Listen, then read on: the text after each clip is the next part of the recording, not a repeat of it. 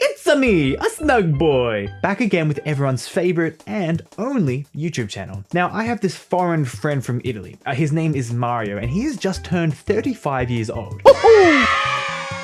And now you might be asking, snug boy, why are you hanging out with 35-year-old Italian man? And all I'd have to say to that is none of your business. To celebrate the anniversary, Nintendo released a new collection of games titled Super Mario 3D All-Stars. Apart from being the most rumored game maybe ever in existence, it was still exciting to see this be announced and released. But people aren't happy, Bob. Not happy. The Nintendo world has been split into two. Oh my god, I hate when this happens, guys. We just chill out for 5 seconds. So half the people think that this is a perfectly fine collection, no questions asked. And the other half are condemning Nintendo for being the lazy bastards they are. Basically accusing them of putting in the world's most low-effort compilation of ports. Now you might be wondering what I, the great messiah of video game-related truth and knowledge, snug boy, might be thinking. And if you want my answer, you just have to watch to the end of the video. I'm sorry, I don't make the rules. But while we're here, we're going to talk about the collection, break down the individual games, and I don't know, maybe you could slide me a like. I'll PayPal you some money if you do. I know it's a cliche line, but what is there left to say about Super Mario 64? I feel like everything has been said about it at this point. Even still, I want to give my opinions, because this is my show! Super Mario 64 holds up really well. Until it doesn't, but we'll get to that. It is kind of crazy to think that this game is almost a quarter of a century old. So many of the building blocks and conventions of all 3D games were established and pretty much perfected right here. Mario feels really good to control. Whether it's long jumping, kicking off a wall, jumping into a dive and then rolling out of it, it feels good, especially for Nintendo's first try. The basic structure of the game is that you jump into these paintings and have to collect stars to progress. You get a star by completing an objective, such as collecting 8 red coins or saving a penguin's baby or talking to a toad. Yeah, that last one didn't seem like that much of an achievement. One of the best things in the game is that you get a lot of freedom in how you collect the stars. You could go into a mission with one in mind, but then get distracted and do something else. Mario 64's base foundation is super fun and so well executed, even 25 years later. Confession time. I've never beaten Mario 64. Remember everything I just said in the last minute? Yeah, I was lying. Okay, look, so Mario feels great to move and the levels are built with just the right amount of freedom and intrigue that you want to explore and bounce around in them. I love how after a bit of practice you can pull off cool stuff like this. But the absolute second you enter the upstairs area of the castle, it's like Miyamoto just comes in and turns the fun switch off. Bro, Nintendo Switch? More like Nintendo Snitch. Suddenly the levels are super tight and unfairly punishing. The platforms are small, the enemies are frustratingly placed, the pits are bottomless, and literally all the fun I had said bye-bye. Literally every single playthrough of 64 has gone like this for me. I'll play it and have so much fun until I get upstairs and then it's just gone. I get that it's supposed to be more difficult as you progress, but Mario's movement is just not built for slowly walking and being careful. He's too slippery, too hard to navigate midair, and holy fuck, his turning circles are wider than my chode. Dick joke, get it? Very funny! You may have seen my movement video where I said that the level design needs to complement your movement system. The first half of Mario 64 gets the tick-tick from upstairs management. The second half though, bro, not at all. Okay, in terms of the port though, why is everyone so fussed? Well, this is how the game looked in 96. This is how it looks now. Like, yeah, it's nicer in HD and cool, thanks for making Mario's hat a little less pixelated. But what's this giant black void? Why couldn't you have just made a widescreen? Why couldn't you at least have given us a border? Didn't you guys do that on the Game Boy like 400 years ago? Guys, can I let you in on a little secret? And if you see any cyber police around, don't tell them I told you this, but if you emulate the game, you can play in any resolution you want, including widescreen. No, please, you gotta understand, it wasn't me, I was just talking about it. I never emulated it. Other changes that people are upset about is the removal of this iconic line, and the backwards long jump, a technique often used in speedrunning. Now, I don't think either of these was a conscious choice by Nintendo. The ROM that we have in this collection is the Shindu version of Mario 64, a Japan-exclusive updated cartridge with bug fixes and rumble support for the gamer's first vibrator, the Rumble Pack. I'm guessing Nintendo used this version so that they could easily and quickly add rumble support to the game. And the reason he says bye-bye is because he's not called Bowser in Japan or something. I don't really know. Now, why is this all so disappointing? Well, to be frank, it's not. until you realize that fans have completely remade Super Mario 64 using leaked source code, adding native widescreen, full camera control, 60 frames per second, a completely redone art style based off the render art, and they even added extra characters. I mean, come on. In comparison, Nintendo's small bells and whistles look minuscule compared to the fans' work. I mean, putting the two side by side, it is hard not to pick which you'd rather play. The thing is though, one of these is the legal way to play Mario 64 in the modern age, one of them is not.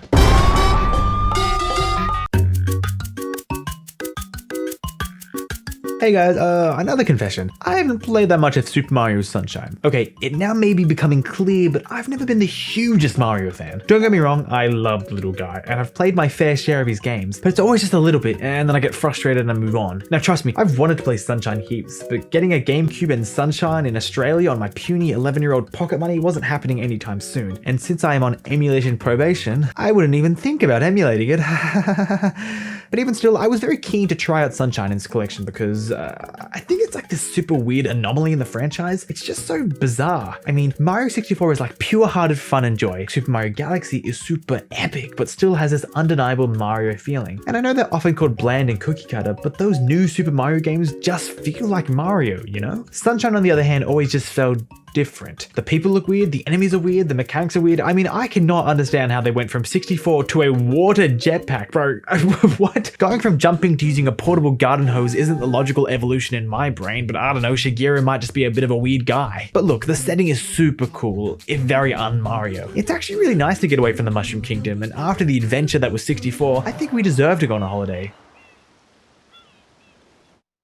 What happened? Voice acting? What's this icky paint like? Why is there voice acting? Oh my god, stop talking, stop! Mario! Oh my How dare you disturb my family vacation? god, no! I know, she's not really my mama. Oh, I never want Bowser to ever talk again. That was the worst. I just can't believe there's voice acting. There always seems to be this big stigma with Nintendo and voice acting, which only kind of got broken lately with Breath of the Wild. But then this honker of a game has been sitting here since 2002. Just what? But anyways, as I was saying, the setting is nice. It's relaxing, it's a tropical beach, the music is super chill, and I mean, Mario has his sleeves rolled up, so like what else do you want? At the end of the day, there's only one important question. How does the gameplay feel? You all ever experienced chafing before? Super Mario Sunshine simultaneously has both the best and the worst controls of any Mario game. On one hand, it feels like such an evolution of 64. He's so much snappier, can get to high speeds quicker, doesn't turn as slow as a piece of Stonehenge, and he has this super satisfying spin move just come on. On the other hand, Mario is way too snappy. I know I just praised it, but sometimes the game just feels too precise. This is most exemplified by these secret levels where they take away FLUDD and you have to just play as Mario. Dude, fuck these levels. It is so hard to get Mario to do what you want because he's so finicky. And then we have to touch on the infamous Sunshine jank. What is jank? It's when things just like what just happened? What happened? What is happening? Sunshine introduces a lot of brand new physics that just don't work. Now, the other thing I gotta say about Sunshine is the way they change their approach to levels. In 64, you go into a level to fight Koopa the Quick, but wait, actually, I kind of want to free this chain jump. Oh, okay, boom, chain jump start, done. In Sunshine, though, if Nintendo says you are fighting Petey Piranha, then you are fighting Petey Piranha, god damn it! But look, it's pretty easy to criticize Sunshine because it had to follow up to the transcendent 3D awakening experience of 64, while also being a next-generation game.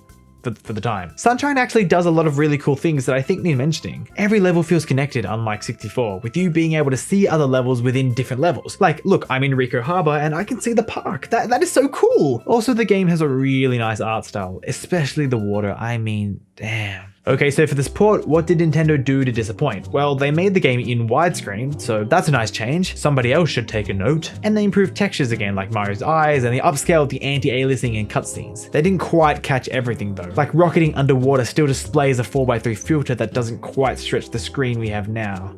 Oops. One of the weirder changes is the way they altered the controls. Obviously the Switch has digital triggers, which are either pressed in or not. Or the GameCube controller had an analog trigger, meaning you could press it in 3/4 or halfway or whatever. Sunshine used this heaps, but now you just can't? But despite the Switch recognizing GameCube controllers, you just can't use it in Sunshine. What? Man, okay, I don't care anymore. I just want to go to space.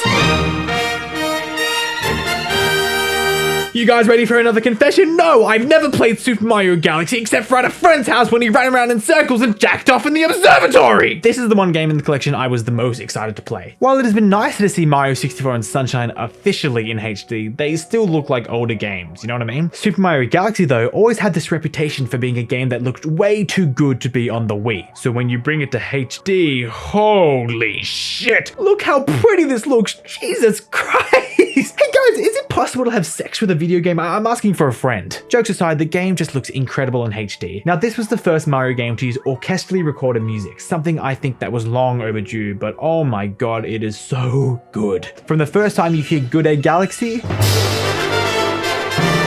you just know this is going to be a trip and a half. Super Mario Galaxy feels grand and big and beautiful and well, what else can I say? So let's ask the question, how does the gameplay hold up? It kind of feels weird in a way putting these three into a collection together, because while they're all about collecting stars and doing missions, the way Galaxy approaches it is completely different to the previous two. Unlike having a multitude of sandbox-like levels with multiple objectives placed within, Super Mario Galaxy goes more linear and gives you a wide plethora of different levels with fewer amounts of objectives. Now, it's not like you go in for one star and find another, this time you get what you're signing up for. On paper, this just sounds like the biggest disappointment ever, but in execution, Mario Galaxy is just too fun, too creative, and too filled to the brim with wonder for it to distract you. Obviously, being in space, the game plays a lot with gravity. Instead of big stages, you'll often find yourself on little spheres which you can run all the way around. Every time I do a circle on one of these bad boys, I think, oh my god, you poor camera designer. Mr. Ando, dude, I hope you're okay. One flaw of the original game that is now gone is the fact that you don't have to boot up and play the Nintendo Wii. I'm serious. Don't get me wrong, I loved the Wii back in the day, but hooking up any console that isn't in HD and makes me use a sensor bar and makes me use a controller in which I lost the backing for 8 years ago, so I'm probably getting battery cancer in my hands. Look, it's just a bit of a nuisance. Saying all that though, the original control scheme of a Wiimote and Nunchuck did just feel especially good for this game. Now, while the two Joy-Cons look similar at first glance, there's a big difference, and that's the lack of IR pointer, which acts as the guide for the cursor in the game. That's actually a big deal for Galaxy, as you're always collecting the little star bits. So what Nintendo does instead is make you move the pointer with gyro, which isn't anywhere near as precise as a pointer, but it gets the job done nevertheless. I played the majority of this game on the Pro controller and it felt great. It was never about pointing your controller in the right direction, more like moving it. Now, one of the other great changes is that you no longer have to shake the entire controller when you want to do a spin attack. Holy shit, whoever let me do the spin with the Y button, thank you so much. I hope you get a promotion. So Mario Galaxy is really fun, and I think it's benefited maybe the most from the HD upres, and the small control changes actually benefit the game in my opinion. Not that I played much of the original. So now it's time for me to answer the question. Why are people so upset at Nintendo for this? If you're a fan of both The Legend of Zelda and Mario, it can be pretty hard not to be jealous of the treatment the Zelda series has gotten in comparison to Mario. While Mario gets more frequent new releases, a big majority of Zelda's old catalog have been remade with new graphics and a plentitude of bug fixes. While not on Switch yet, there's a strong possibility that these updated versions of these games will eventually get the port, giving fans what Nintendo considers the definitive editions of these games. It is more than understandable to be upset at Nintendo for throwing together a collection that looks a bit half-assed. The Crash Bandicoot trilogy and the Spyro trilogy got remade and packaged together and cost less than a normal game. While the quality of these three Mario games is undeniable, does a simple repackaging warrant a new full-priced game? Especially when fans, albeit illegally, have made the games look and play so much better with fan mods and emulation. Now, a big reason these games may seem to be lazy is because apparently they started working on this collection in March 2020. Wait, what? I don't know about you, but like, maybe start working on your shit sooner? I get it, I procrastinate, but dude, you can't do this in 6 months. Look, I love Mario and I love Nintendo, but the port does seem a little thrown together, with no visual options, a full price, a limited release, and where is Mario Galaxy 2? I actually played that one! I would have really liked to see the games upgraded a little bit more, but at the end of the day, what can you do? Hey guys, thank you so much for watching the video. Did you pick up the game? If you did, tell me what you thought, and make sure to tell me how I exude big version energy as per usual down in the comments below. And if you could chuck me a like and maybe subscribe, that would be amazing. Have a fantastic day and stay snug.